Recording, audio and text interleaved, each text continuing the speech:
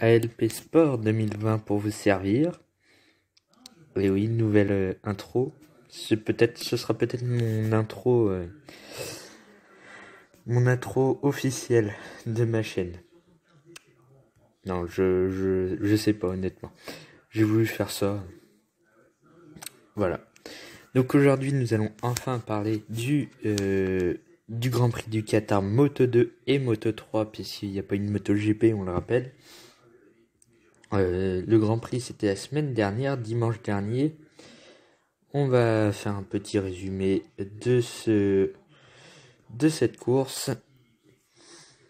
D'abord Moto 2, puis Moto 3. Voilà. On va parler de tout ça aujourd'hui. Petit rappel, vous pouvez vous abonner à ma chaîne YouTube, forcément. Également à mon compte Instagram, ALP Sport Auto 2020. Voilà, je fais ça dès le début. Pour mes prochaines vidéos, on en parlera tout à l'heure. Quoique, on va en parler maintenant. Prochaine vidéo, il y aura le résumé du rallye du Qatar, du Mexique. Il y aura également les sponsors en Formule 1 et les pires duos de Formule 1. Voilà, j'ai eu le temps de faire tout ça. Ce sera ça en moins à dire à la fin de la vidéo. Et on commence tout de suite avec la Moto 3. Tout d'abord, c'est le pilote japonais Tatsuki Suzuki avec sa Honda qui a décroché la pole position le samedi. Voilà. Pour le Grand Prix, c'est l'Espagnol Albert Arenas sur sa KTM qui a remporté le Grand Prix devant le Britannique John McPhee avec sa Honda et la deuxième Honda de Ayogura, le japonais. Raume Mazia a fini 4ème. Tatsuki Suzuki, le japonais Poleman, a fini 5ème. Gabriel Rodrigo a fini 6ème, l'Argentin. L'Espagnol Jeremy Alcoba a fini 7ème. Philippe Salak, le Tchèque, finit 8ème. Denis Foggia est 9ème. Raúl Fernandez, 11ème. Sergio Garcia finit 11ème. Denis Onchu finit 12ème, le jeune Turc. Alonso Lopez finit 13ème. Keito Toba, vainqueur de l'édition 2019, ne finit que 14ème. Tony Arbolino est 15ème. Voilà pour les pilotes dans les points. Après, on a Andrea Migno, Romano Fenati, Yuki Kuni, Ayumu Sasaki, Ryusei Yamanaka. Bref, ça c'est tout le top 20.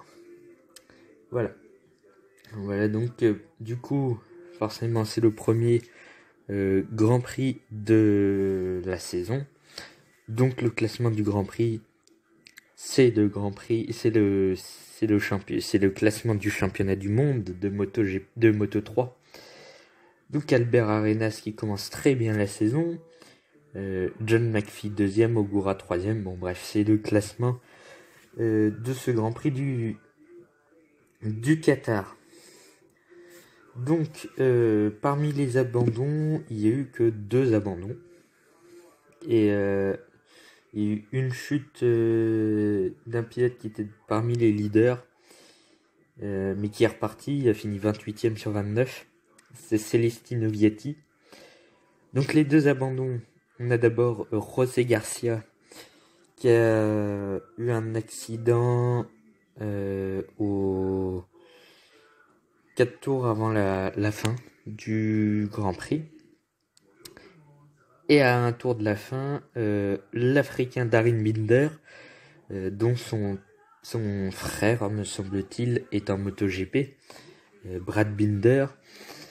Je crois que c'est son frère, je ne suis pas allé voir, mais je crois que c'est son frère. Voilà pour les abandons aujourd'hui.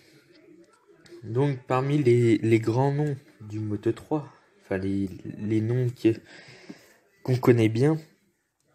Il y a Albert Arenas, John McPhee, Ai Ogura, Raume Mazia, Tatsuki Suzuki. Tout ça, c'est des noms bien connus. Hein. Le premier nom moins connu, c'est Gabriel Rodrigo, qui est 6ème. Après, on a Denis Foggia, Raúl Fernandez, Sergio Garcia, Tony Arbolino, Andrea Migno, Romano Fenati. C'est tous des noms bien connus, hein, comme Celestino Vietti ou Darren Binder. C'est des noms bien connus du Moto 3. Donc, ce que j'ai pensé de la course, c'était plutôt pas mal. J'ai bien aimé cette course. Il y a eu de l'action. Vous me direz, dans toutes les courses de moto, il y a de l'action. À un moment, il y a un pilote qui menait. Alors, dans le premier virage, généralement, il y a, avec toute l'aspiration, dans la première ligne droite, au premier virage, le leader, généralement, il tient un tour, 2 tours. Mais Albert Arenas, lui, a réussi, si je me trompe pas, hein, je crois que c'est Albert Arenas, qui a réussi à tenir 5 ou 6 tours de suite, sans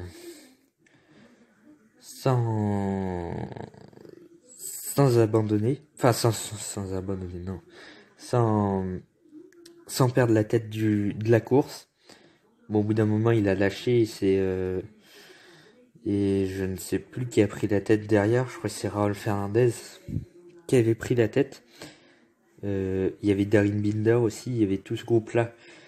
Pour la tête de la course, Albert Arenas donc a plongé dans le classement. Il est remonté pour aller remporter cette course pour 53 millièmes sur John McPhee et 291 millièmes sur Ai Ogura. Il y a certains écarts qui manquent d'ailleurs. Non, pardon, c'est 3 dixièmes sur Ai Ogura. Ouais, c'est la même chose en fait. Voilà donc pour ce Grand Prix MotoGP. Donc Albert Arenas devant John McPhee et Ai Ogura.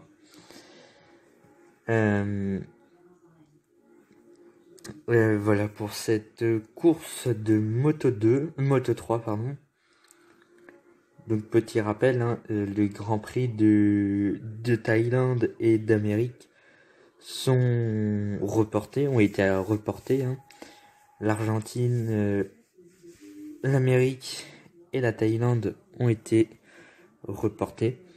Donc pour que ce soit Moto 2 GP, Moto 2 ou Moto 3, c'est la même chose. On va passer maintenant à la Moto 2.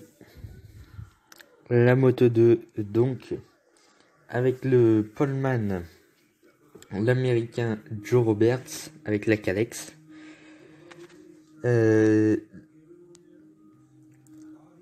Voilà, Joe Roberts, donc, qui est parti de la pole position.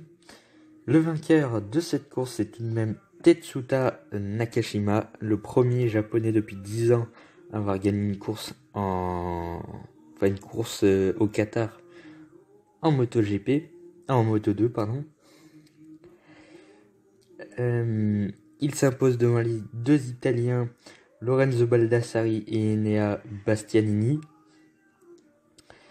1 seconde 347 sur Baldassari et 1 seconde 428 sur Bastianini. Joey Roberts finit 4ème. Il était en pole, il finit 4ème. Pour tout vous avouer, je n'ai pas regardé la course de Moto 2. Enfin, j'ai regardé que le départ. Et encore, je suis même pas sûr. Donc, je vous dirai pas exactement ce qui s'est passé. J'ai pas regardé le Grand Prix. En 5ème position, on a l'Australien Remy Gardner, donc 5 Kalex aux 5 premières places.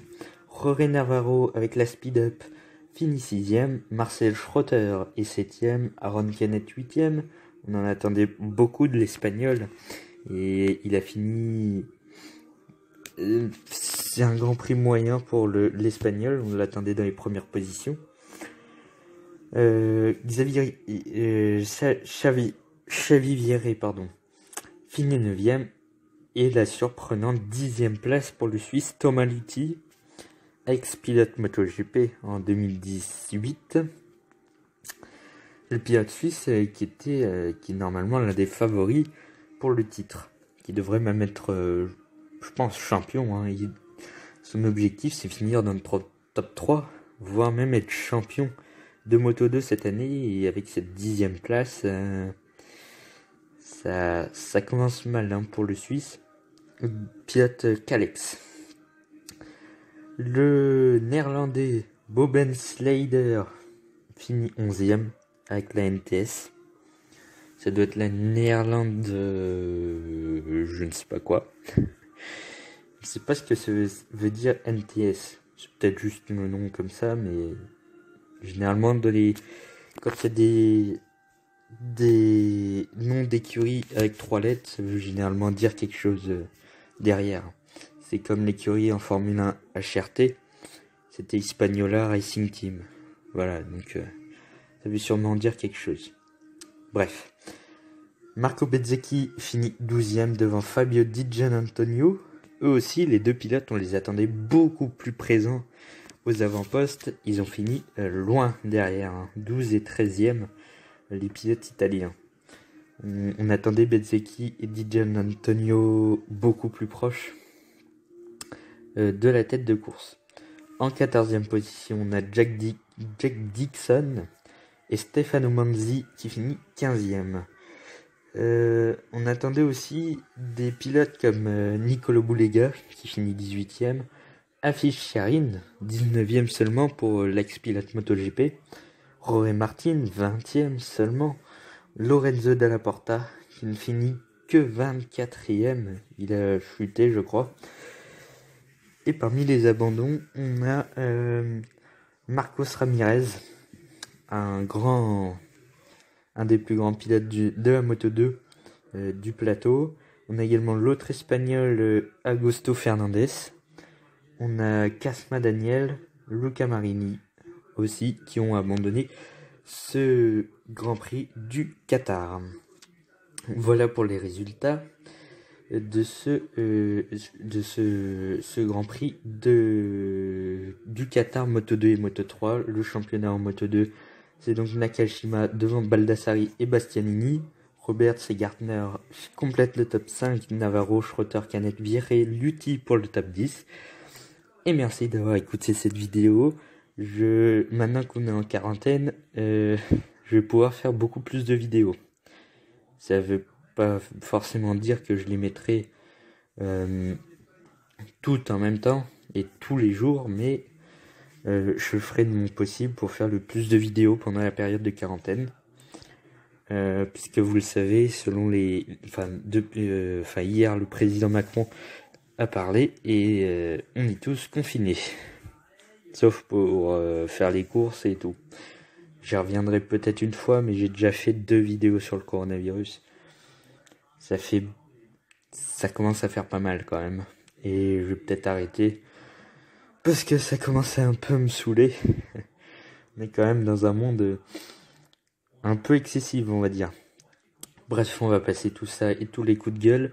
Merci d'avoir écouté cette vidéo. Vous abonnez à ma chaîne YouTube et ma chaîne Instagram LP Sport Auto 2020 et nous on se dit